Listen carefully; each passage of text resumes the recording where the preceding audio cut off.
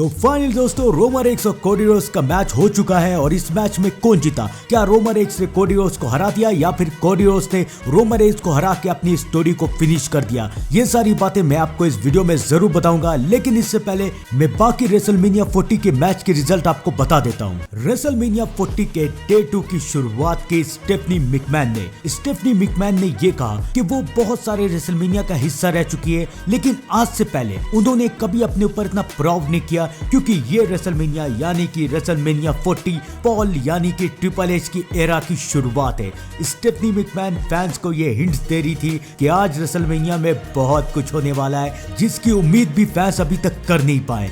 और उसके बाद शुरू हुआ रेसलमेनिया 40 का पहला मैच, और वो मैच था Seth Rollins versus Drew McIntyre का मैच, और ये मैच हो रहा था वर्ल्ड हैवीवेट टाइटल के लिए। इस मैच से पहले ही स्पेशल कमेंटर बन के वहां पर आ चुके थे CM पंक। सबसे पहले ड्रू मैकिंटायर आए। ड्रू मैकिंटायर की एंट्रेंस काफी अच्छी थी, लेकिन सेथ रॉलिंस ने हमेशा की तरह अपने एंट्रेंस से फैंस को खुश कर दिया। वो कॉस्ट्यूम पहन के आए थे और काफी अच्छे लग रहे थे, लेकिन सेथ रॉलिंस इंजर्ड भी है, क्योंकि नाइट 1 के मैच के बाद सेथ रॉलिंस इंजर्ड हो चुके थे और सबको ये देखना था कि क्या वो ड्रू मैकिंटायर को हरा के अपने टाइटल को बचा पाएंगे भी या नहीं। मैच की शुरुआत में ही ड्रू मैकिंटायर ने चालाकी दिखाई और ड्रू मैकिंटायर ने सेथ रॉलिंस को क्लेमोर मार दिया। सेथ रॉलिंस किसी तरह से किक आउट करने में कामयाब रहे और उसके बाद सेथ रॉलिंस नीचे चले गए, और फिर तो ड्रू मैकिंटायर ने सेथ रॉलिंस की इंजरी का पूरा फायदा उठाया और सेथ रॉलिंस को बहुत मारा। उसके बाद सेथ रॉलिंस ने भी मैच में कमबैक किया। सेथ रॉलिंस ने ड्रू मैकिंटायर को पेडिग्री दिया और उसके बाद क्रम स्टॉम्प भी दिया, लेकिन ड्रू मैकिंटायर भी हारे नहीं। फिर ड्रू मैकिंटायर ने CM पंक को मॉक किया, उनका फिनिशर GTS लगाने की कोशिश की। सेथ रॉलिंस बच गए, तब ड्रू मैकिंटायर ने उन्हें दूसरी बार क्लेमोर लगाया, लेकिन सेथ रॉलिंस इस बार भी किक आउट करने में कामयाब रहे। उसके बाद ड्रू मैकिंटायर सेथ रॉलिंस को बाहर ले गए कमेंट्री टेबल के बाद, लेकिन सेथ रॉलिंस ने ड्रू मैकिंटायर को एक क्रम स्टॉम्प दे दिया। सेथ रॉलिंस पिन करवाने के लिए ड्रू मैकिंटायर को अंदर ले गए, और उसके बाद ड्रू मैकिंटायर ने सेथ रॉलिंस को 2 बार क्लेमोर मारा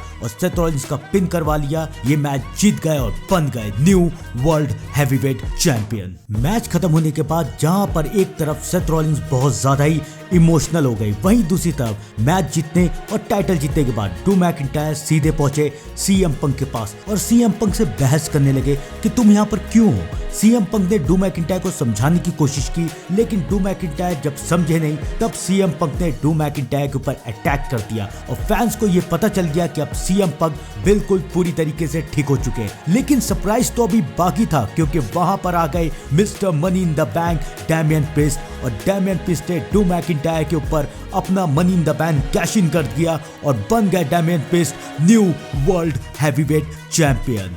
रेसलमेनिया 40 का नेक्स्ट मैच हुआ team Bobby Lashley versus team Carrion Cross के बीच में। इस मैच के स्पेशल गेस्ट रेफरी थे बाबरा और डडली। इस मैच की विनर बनी टीम बॉबी लैशली। उसके बाद हमें बैक स्टेज में पॉल हेमन का इंटरव्यू दिखाया गया। पॉल हेमन से ये पूछा गया कि आखिरकार ब्लड लाइन रूल्स क्या है, तो पॉल हेमन ने ये कहा कि ब्लड लाइन रूल्स वही होगा जो कि ट्राइबल चीफ चाहेगा। No count out, no disqualification, सब कुछ अलाउड होगा तब तक जब तक रोमन रेक्स ये मैच जीत नहीं जाए और कोडी रोड्स अपनी बीवी के पास वापस घर ना चला जाए। पॉल हेमन ने ये साफ साफ कर दिया था कि आज रेसलमेनिया में रोमन रेक्स जीतने वाले हैं। WWE रेसलमेनिया 40 का नेक्स्ट मैच था the mega star LA night versus the phenomenal one AJ style के बीच में। सबसे पहले आए LA नाइट, और LA नाइट को AJ स्टाइल के ऊपर इतना गुस्सा था कि LA नाइट ने बेल बजने तक का भी इंतजार नहीं किया और AJ स्टाइल के ऊपर अटैक कर दिया और इन दोनों का मैच शुरू हो गया। ये रेसलमेनिया LA नाइट का डेब्यू रेसलमेनिया था। इस मैच में AJ स्टाइल ने LA नाइट को फिनोमिनल फोरआर्म देने की कोशिश की,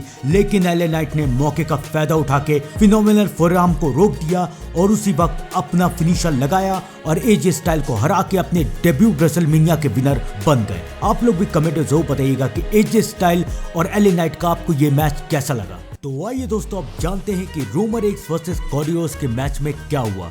ये मैच हो रहा है अनडिस्प्यूटेड WWE यूनिवर्सल टाइटल के लिए, और इस मैच के साथ बहुत सारे इमोशन, सरप्राइज और रिटर्न शामिल है। क्या क्या से मैं आपको बताता हूं, तो दिल थाम के बैठिएगा, क्योंकि थोड़ी देर में आप लोगों को पता चल जाएगा कि इस मैच का विनर कौन बनेगा, रोमन रेक्स या फिर कोडी रोड्स। क्या कोडी रोड्स रोमन रेक्स को हरा के फाइनली अपनी स्टोरी को फिनिश कर पाएंगे, या फिर रोमन रेक्स कोडी रोड्स को हरा के एक बार फिर अपने टाइटल को बचा लेंगे। क्या होने वाला है इस मैच में मैं आपको बताता हूँ, लेकिन दिल थाम के बैठिएगा। नाइट 1 में जीतने के बाद ये मैच बन चुका है ब्लड लाइन स्पेशल, यानी कि नो डिस्क्वालिफिकेशन मैच। इस मैच में ब्लड लाइन के सारे मेंबर आएंगे, रॉक, जिमी ऊसोस, सोलो सिकावा, लेकिन फिर भी इस मैच में सबसे ज्यादा चांस यही है कि कॉर्डियोस रोमन रेइन्स को हरा के उनके टाइटल रेंज को खत्म करेंगे। क्यों? इसके कई सारे कारण हैं। सबसे पहला रीजन मैं आपको देता हूँ। ट्रिपल एच ने ये अनाउंस कर दिया है कि ये एक नया एरा है, तो नया एरे की जब शुरुआत हो ही चुकी है तो नया चैंपियन भी बनना ही चाहिए। न्यू एरा के साथ रोमन रेइन्स का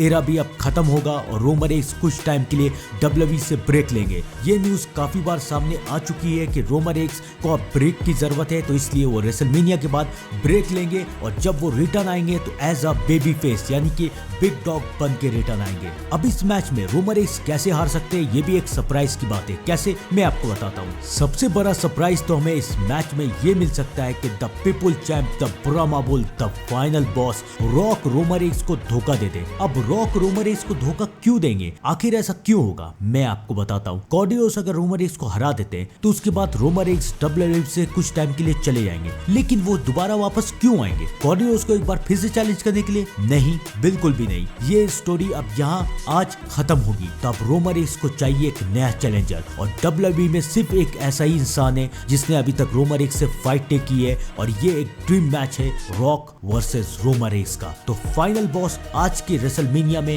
रोमन रेइन्स को धोखा दे सकते हैं और रोमन रेइन्स को इस मैच में हरवा सकते हैं। और सिर्फ द फाइनल बॉस नहीं बल्कि पूरी की पूरी ब्लड लाइन रोमन रेइन्स के ऊपर हमला करवा सकती है, रोमन रेइन्स के ऊपर अटैक कर सकती है और ब्लड लाइन के अब नए लीडर बनेंगे the final boss, the people champ, the rock और ब्लड लाइन के इस धोखे के बाद रोमन रेइन्स WWE से कुछ टाइम का ब्रेक लेंगे, चले जाएंगे और उसके बाद जब वो रिटर्न आएंगे तो एज अ बिग डॉग बन के रिटर्न आएंगे और रोमन रेइन्स द रॉक को चैलेंज करेंगे रेसलमेनिया 41 में। और रेसलमेनिया 41 में फाइनली हमें रोमन रेइन्स और रॉक का मैच देखने को मिलेगा। इस मैच में काफी सारे रिटर्न्स भी हो सकते हैं, जैसे कि सबसे बड़ा रिटर्न हो सकता है the beast incarnate Brock Lesnar का। ब्रॉक लेसनर काफी टाइम से WWE से गायब है, किसी को नहीं पता था कि ब्रॉक लेसनर कब, कहां और कैसे आएंगे, लेकिन रेसलमेनिया को लेके ये रूमर सारी थी कि ब्रॉक लेसनर रिटर्न आएंगे और कॉर्डियोस की मदद करेंगे ताकि कॉर्डियोस रोमन रेइन्स और ब्लड लाइन को इस मैच में हरा सके। और ट्रिपल एच ने भी रेसलमेनिया के प्रेस कॉन्फ्रेंस के दौरान ब्रॉक लेसनर का नाम ले लिया, जिससे ये बात कंफर्म हो गई कि ब्रॉक लेसनर अब रेसलमेनिया 40 में रिटर्न आ सकते हैं कॉर्डियोस की मदद करने के लिए। तो द बीस्ट इनकार्नेट का सबसे पहला और सबसे बिगेस्ट रिटर्न हो सकता है रेसलमेनिया 40 में और रेसलमेनिया 40 में ब्रॉक लेसनर रिटर्न आके कॉर्डियोस की मदद करेंगे। सिर्फ ब्रॉक लेसनर ही नहीं, बहुत सारे सुपरस्टार भी इस मैच में रिटर्न आ सकते हैं, जैसे कि हसल, लॉयल्टी और रिस्पेक्ट के जॉन सीना रेसलमेनिया में ना आए ऐसा तो हो ही नहीं सकता है। आप लोगों को याद होगा कि सोलो सिकावा और जॉन सीना का मैच हुआ था और सोलो सिकावा ने जॉन सीना को बहुत बुरी तरीके से हराया था। तो अब इसका बदला लेने के लिए जॉन सीना भी यहाँ रिटर्न आ सकते हैं और सोलो सिकावा के ऊपर अटैक करके सोलो सिकावा को कॉर्डियोस के रास्ते से हटा सकते हैं ताकि कॉर्डियोस आराम से रोमन रेइन्स को हरा के ये मैच जीत जाए। लेकिन ब्लड लाइन की तरफ से सबसे बड़ी प्रॉब्लम है the people champ, the Brahma bull, the final boss, the Rock. अब द रॉक का सामना करने के लिए कौन आएंगे, तो मैं आपको बताता हूँ। द रॉक का सामना करने के लिए